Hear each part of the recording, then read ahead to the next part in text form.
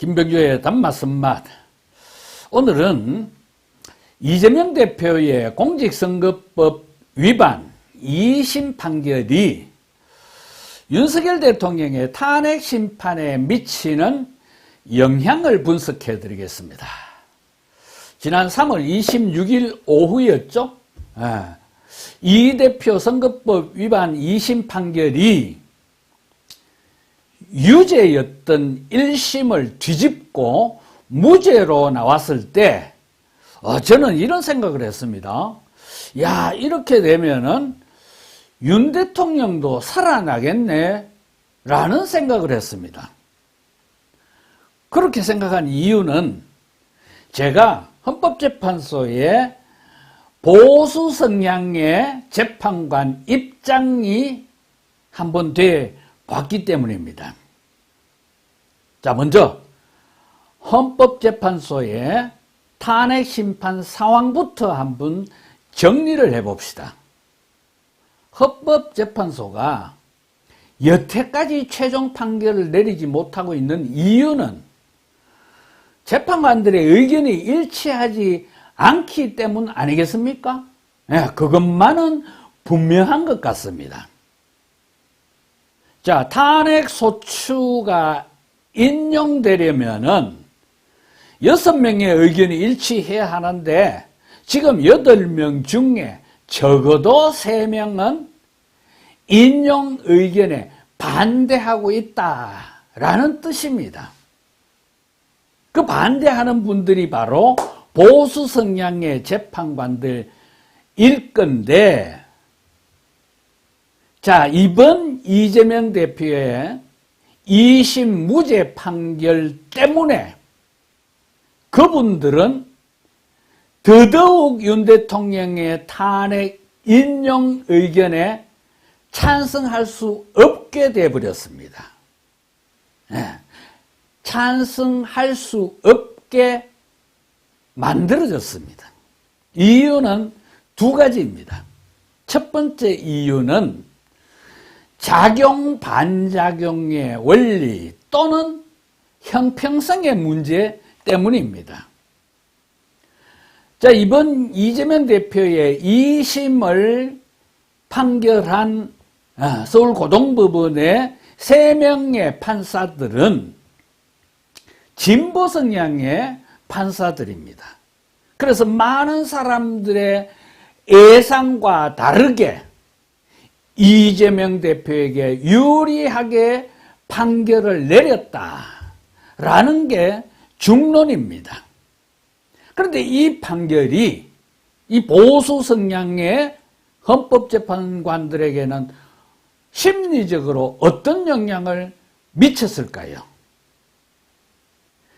보수 성향의 헌법재판관들은 서울고등법원의 2심 판결을 보고는 이런 생각을 했을 겁니다.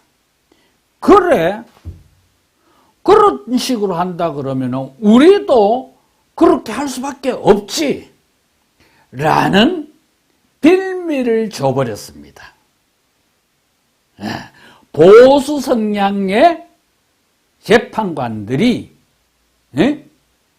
보수 지도자인 윤석열 편을 더 들 수밖에 없게 만들었다라는 겁니다. 윤 대통령과 이재명 이 양대 권력 간의 형평성 또는 균형 감각을 탄핵 심판에 적용할 수밖에 없게 됐다라는 게 저의 분석입니다.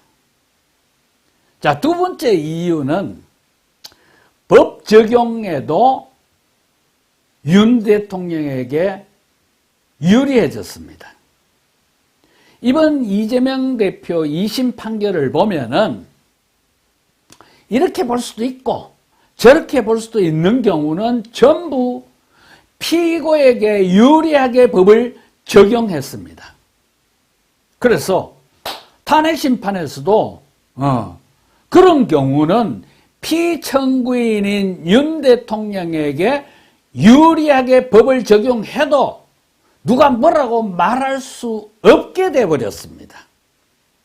이런 두 가지 이유로 결국 이재명이 윤석열을 살리는 아이러니한 상황이 만들어져 버렸습니다. 이 아이러니한 상황이 어떤 사람에게는 사적생이 되고 어떤 사람에게는 생적사가 될 것입니다.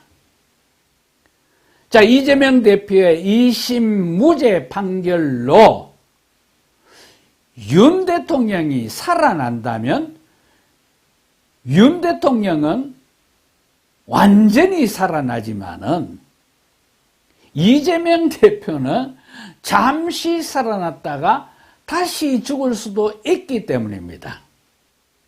자, 이재명 대표가 완전히 살아나려면은 가장 빠른 방법은 조기 대선이 이루어져서 대통령이 되는 게 가장 빠른 방법인데 윤석열이 살아나면은 조기 대선 자체가 없어지잖아요. 그런 가운데 이재명의 사법 리스크는 계속되잖아요. 이번에 무죄를 받은 공직선거법 위반도 대법원에서 유죄로 판결을 할 수도 있고, 뭐 그게 아니라도 지금 재판을 받고 있는 사건이 수두룩하기 때문에 그렇습니다. 그래서 결과적으로는 이재명 선거법 위반 2심 무죄가 윤석열에게는 사적 생이 될 수 있고, 반대로 이재명에게는 생적 사가 될 수 있다는 게 김병조의 생각입니다.